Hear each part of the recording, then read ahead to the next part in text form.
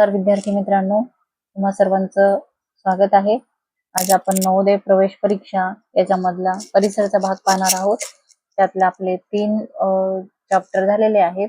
आता आपल्याला चौथं पाहायचं आहे. चौथं प्रकरण आहे नैसर्गिक पर्यावरण आणि मानवी जीवन.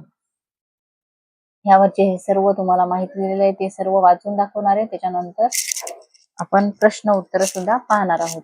त्यामुळे व्हिडिओ शेवटपर्यंत पहा आणि व्हिडिओ आवडला तर व्हिडिओला लाईक करा. महत्वाचे मुद्दे. 1. निवारा. त्यातला पहिला पॉइंट आहे आपल्या सभोवतालच्या नैसर्गिक पर्यावरणात सजीव म्हणून मानवाचे एक वेगळे स्थान आहे. दुसरं, सर्व पशु पक्षी ज्याप्रमाणे निसर्गात आपापला निवारा शोधतात त्याचप्रमाणे मानवालाही निवारा किंवा घराची गरज असते. 3. संकटापासून बचाव करण्यासाठी तसेच ऊन, वारा, पाऊस, थंडी यापासून बचावासाठी मानवाला घराची गरज असते. 4. सुरक्षित राहण्यासाठी मानव आता एकत्रित वस्ती करून ग्रामीण भागात किंवा शहरात राहतो. मानवी निवाऱ्याचे ग्रामीण घरे आणि शहरी घरे असे 2 प्रकार पडतात. मानवी निवाऱ्याचे जर प्रश्न आला, मानवी निवाऱ्याचे 2 प्रकार कोणते, तर त्यात आपलं उत्तर काय लिहिणार आपण? ग्रामीण घरे आणि शहरी घरे. 6. ग्रामीण भागात दगड, बांबू, लाकूड, गवत, शेण, धावड्या, विटा, कौले यांचा वापर करून घर बांधणी केली जाते. ग्रामीण भागातील घरे कच्ची असतात, तसेच काही घरे 1 किंवा 2 मजल्याची असतात. ग्रामीण घरावर स्थानिक हवामान, पर्जन्यमान, भौगोलिक परिस्थिती यांचा प्रभाव पडतो. कोकणात जास्त पावसामुळे कौलारू आणि उतरत्या छपराची घरे असतात. महाराष्ट्रात पठारी प्रदेशात ढाब्याची आणि मातीची घरे असतात. शहरी भागात लोखंड, सिमेंट, खडी, वाळू, विटा यांचा वापर करून बहुमजली घरे बांधली जातात. शहरी भागातील घरे पक्की असतात, तसेच त्या घरात अनेक सोयी सुविधा असतात. आधुनिक तंत्राचा वापर करून आता पर्यावरणपूरक घर बांधणीही केली जात आहे. 14 पॉइंट आहे पर्यावरणपूरक घरात नैसर्गिक साधनांचा वापर जास्त केला जातो. त्यात पवन ऊर्जा, सौर ऊर्जा, पाण्याचा पुनर्वापर, टाकाऊ पदार्थांची योग्य विल्हेवाट आणि जास्तीत जास्त उजेड व खेळती हवा या सगळ्यांसाठी विशेष सोय केली जाते. अशा प्रकारे आपल्याला निवाऱ्याबद्दल माहिती दिलेली आहे. म्हणजे निवारा आपल्या कशासाठी आवश्यक आहे, प्रत्येक ठिकाणचा निवारा कशा प्रकारचा असतो, घरे कशी असतात, हे सर्व माहिती पहिल्या आपल्याला या मुद्द्यामध्ये कळते. तर दुसरा मुद्दा आहे वाहतूक. त्यातला पहिला पॉइंट प्रवास, मालवाहतूक, व्यापार, पर्यटन, आरोग्य, शिक्षण इत्यादी विविध कारणांसाठी वाहतुकीची सोय असणे ही मानवाची आता प्रमुख गरज झाली आहे. भूमार्ग, जलमार्ग आणि हवाई मार्ग हे वाहतूक व दळणवळणाचे प्रमुख मार्ग आहेत. आता प्रश्न असा येऊ शकतो याच्यावर, वाहतूक व दळणवळणाचे प्रमुख मार्ग कोणते कोणते आहेत, तर भूमार्ग, जलमार्ग आणि हवाई मार्ग हे 3 मार्ग आहेत. सायकल, दुचाकी, रिक्षा, टॅक्सी, बस, कार, आगगाडी, मेट्रो आणि काही पर्वतीय प्रदेशात रोपवे ही भूमार्गावरील प्रमुख वाहतुकीची साधने आहेत. फेरी, बोट, तराफ, जहाज, होडी, हॉवरक्राफ्ट ही जलमार्गाची प्रमुख साधने आहेत. हेलिकॉप्टर आणि विमान ही हवाई मार्गाची प्रमुख साधने आहेत. ग्रामीण भागात आणि 6वा पॉइंट चालू आहे बघा. ग्रामीण भागात आणि काही पर्वतीय दुर्गम भागात अजूनही खेचर, उंट, बैलगाडी, पालखी, मेना यांचा वाहतुकीसाठी वापर केला जातो. 7वा पॉइंट आहे डोंगराळ भागात प्रामुख्याने रस्ते वाहतूक, मैदानी भागात रस्ते, रेल्वे आणि मेट्रो या मोठ्या नद्या आणि किनारी भागात जलवाहतूक आणि मोठ्या शहरांदरम्यान हवाई वाहतूक जास्त प्रमाणात आढळून येते.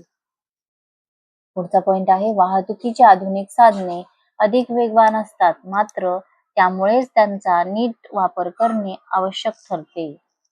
त्यासाठी वैयक्तिक स्तरावर वाहतूक सुरक्षेचे नियम पाळणे आणि स्वतःच्या व इतरांच्या जीवाची काळजी घेणे आवश्यक ठरते. वैयक्तिक स्तरावर वाहन चालवताना वाहतूक सुरक्षेचे नियम पाळणे, रस्त्यावरील विविध वाहतूक चिन्हाचा योग्य तो उपयोग करून सुरक्षित रित्या वाहन चालवणे ही प्रत्येकाची जबाबदारी आहे. त्याच्यानंतर पुढचा मुद्दा आहे तिसरा, संदेश वहन. त्यातला पहिला पॉइंट, मानवाचा सामाजिक, आर्थिक, राजकीय आवाका आणि पसारा वाढत आहे. त्यामुळे शेती, उद्योग, व्यापार, वाहतूक, शिक्षण, हवामान, कार्यक्रम प्रसारण, माहिती तंत्रज्ञान या माहितीची जलद देवाणघेवाण करणे ही आजची गरज आहे. माहितीच्या देवाणघेवाणीच्या साधनांचा संदेशवहनाची साधने म्हणतात. माहितीच्या देवाणघेवाणीच्या साधनांना संदेशवहनाची साधने म्हणतात. त्याच्यानंतर पुढचा पॉइंट आहे भ्रमणध्वनी, इंटरनेट, ईमेल, संगणक, कृत्रिम उपग्रह ही संदेशवहनाची आधुनिक जलद साधने आहेत. टपाल, वृत्तपत्रे, दूरध्वनी, दूरदर्शन आणि रेडिओ ही संदेशवहनाची पारंपरिक साधने असून त्यांचा आजही वापर केला जातो. हे काय आहेत? पारंपरिक. पहिल्या काळात जास्त यांचा वापर व्हायचा, हे अजून सुद्धा आहेत. टपाल आहे, वृत्तपत्र, टपाल म्हणजे पोस्ट ऑफिस, टपाल, वृत्तपत्र, दूरध्वनी, दूरदर्शन, रेडिओ हे अजून सुद्धा काही ठिकाणी आहेत. त्याच्यानंतर चौथा मुद्दा आहे आपत्ती आणि सुरक्षितता. अचानक उद्भवणारे संकट म्हणजे आपत्ती होय. आपत्ती म्हणजे काय? अचानक उद्भवणार, अचानकच एखादं वादळ येतं किंवा भूकंप होतो, हे काय असतं? आपत्ती असते. आपत्तीचे नैसर्गिक आपत्ती आणि मानवनिर्मित आपत्ती असे दोन प्रकार आहेत. म्हणजे आपत्तीचे दोन प्रकार, नैसर्गिक आपत्ती, मानवनिर्मित आपत्ती. तिसरा, दुष्काळ, पूर, अतिवृष्टी, चक्रीवादळ, गारपीट, भूकंप, दरड कोसळणे या नैसर्गिक आपत्ती आहेत. आग लागणे, अपघात, युद्ध आणि प्रदूषण या मानवनिर्मित आपत्ती आहेत. या दोन्ही मधला फरक समजून घ्यायचा आहे. नैसर्गिक आपत्ती म्हणजे निसर्गाद्वारे होते, आपोआपच होत असते, माणसाच्या हाताने होत नाही. आणि मानवनिर्मित म्हणजे आग लागणे, अपघात हे आहेत मानवनिर्मित. कमी पाऊस, वृक्षतोड, पाण्याचा अपव्यय आणि जमिनीत पाणी न मुरणे यामुळे दुष्काळाची आपत्ती उद्भवते. तीव्र पाणी टंचाई, टँकरच्या पाणी पुरवठ्यावर अवलंबित्व, घटत जाणारे शेती उत्पादन आणि स्थलांतर हे दुष्काळाचे परिणाम आहेत. सातवा पॉइंट आहे तलाव, बंधारे, धरणे बांधून पाणी साठवणे, जमिनीत पाणी जिरवणे, ठिबक आणि तुषार सिंचनाचा वापर करणे आणि झाडे लावणे हे दुष्काळावरचे उपाय आहेत. योग्य ती खबरदारी घेतल्यास मानवी आपत्ती टाळता येऊ शकतात. घरातील उपकरणांची नीट हाताळणी करणे, सर्व सुरक्षाविषयक नियमांची अंमलबजावणी करणे, योग्य ते शिक्षण आणि आपत्तीपासून बचाव करण्याचा सराव हे मानवी आपत्तीपासून वाचण्याचे उपयोग आहेत. अशा प्रकारे आपण या धड्यावरची सर्व माहिती पाहिलेली आहे. नैसर्गिक पर्यावरण आणि मानवी जीवन. आता त्याच्यावरचे स्वाध्यायामधले प्रश्न पाहू. पुढील प्रश्नांसाठी योग्य पर्यायाचे वर्णाक्षर असलेले वर्तुळ काळे करा. पहिला प्रश्न आहे ग्रामीण भागातील घर बांधणी संदर्भात गटात न बसणारा शब्द ओळखा. पर्याय क्रमांक ए आहे दगड, बी बांबू, सी झावळ्या आणि डी लोखंड. तर याचं उत्तर आहे पर्याय क्रमांक डी लोखंड.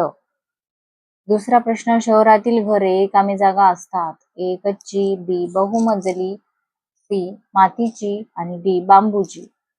त्याचं उत्तर आहे पर्याय क्रमांक 2 बहुमजली. शहरातील घरे बहुमजली असतात म्हणजे मोठ्या मोठ्या बिल्डिंग्स असतात. तिसरा प्रश्न, महाराष्ट्रातील कोकणातील घरे कशी असतात.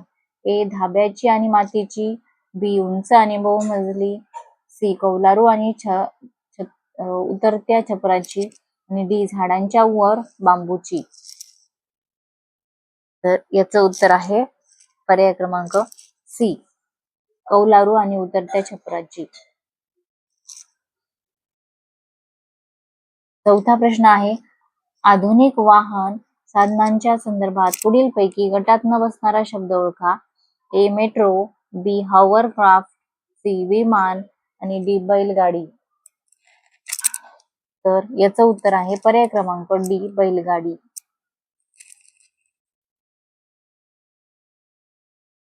त्याच्यानंतर प्रश्न 5वा.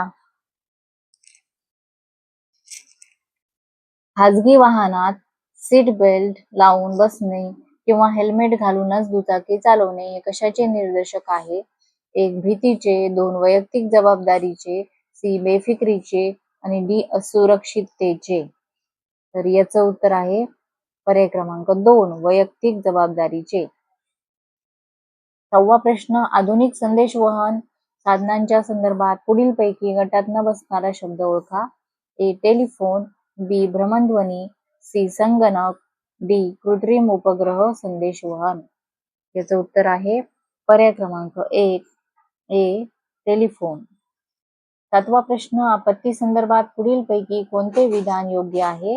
ए आपत्ती पूर्व सूचना देऊन येते, बी आपत्ती मर्यादित जागेतच होते, सी आपत्तीमुळे फक्त आर्थिक हानी होते आणि डी आपत्ती अचानक उद्भवते आणि मोठे नुकसान करू शकते. त्याचं उत्तर आहे पर्याय क्रमांक डी. 8वा प्रश्न. कोणत्या कारणामुळे मोठी आग लागू शकते? ए घरातील दरवाजे बंद ठेवल्यामुळे, बी जास्त पाऊस पडल्यामुळे, सी गॅस चालू राहणे, शॉर्ट सर्किट किंवा कचरा जाळणे यासारख्या चुकांमुळे, डी घराचे दार नीट बंद न केल्यामुळे. याचं उत्तर आहे पर्याय क्रमांक सी. 9वा प्रश्न. जमीन थरथरते, घरे पडतात, सार्वजनिक मालमत्तेचे नुकसान होते, अशी आपत्ती कोणती?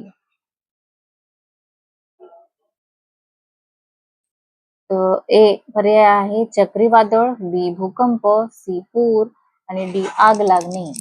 याचं उत्तर आहे पर्याय क्रमांक 2 भूकंप.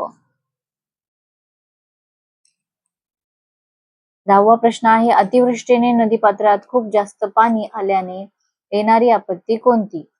ए दुष्काळ, चक्रीवादळ, बी सी भूकंप आणि डी पूर. त्याचं उत्तर काय असणार आहे? त्याचं उत्तर आहे पर्याय क्रमांक डी पूर.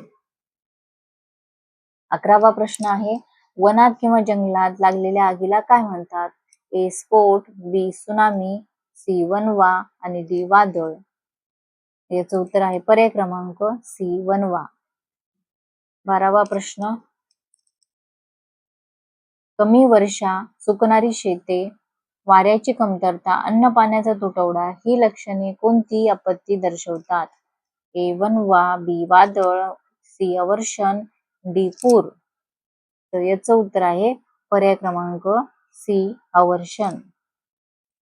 नदीच्या सखल भागात पुढीलपैकी कोणत्या आपत्तीची शक्यता जास्त असते? ए दरड कोसळणे, बी पूर, सी अवर्षण आणि डी वणवा. याचं उत्तर आहे पर्याय क्रमांक 2 पूर. 14वा प्रश्न. भूकंपाच्या वेळी पुढीलपैकी कोणती गोष्ट टाळावी? ए तुम्ही शहरात असाल तर लिफ्टचा वापर करावा, बी घराबाहेर पडून मोकळ्या मैदानात थांबावे, सी घराबाहेर पडू न शकल्यास घरातील टेबलाखाली थांबावे, डी गॅस विजेचा वापर तातडीने बंद करावा. यातली कोणती गोष्ट टाळावी असं विचारले? तर ए याचं उत्तर आहे पर्याय क्रमांक ए तुम्ही शहरात असेल तर लिफ्टचा वापर करावा ही गोष्ट टाळायला हवी. अशा प्रकारे आपण हा चौथा जो प्रकरण आहे चौथं नैसर्गिक पर्यावरण आणि मानवी जीवन याचे सर्व प्रश्न सुद्धा पाहिलेले आहेत. तुम्हाला व्हिडिओ समजला असेल तर व्हिडिओला नक्की लाईक करा. चॅनलला सबस्क्राईब केलं नसेल तर चॅनलला सबस्क्राईब करा. व्हिडिओ बघितल्याबद्दल धन्यवाद.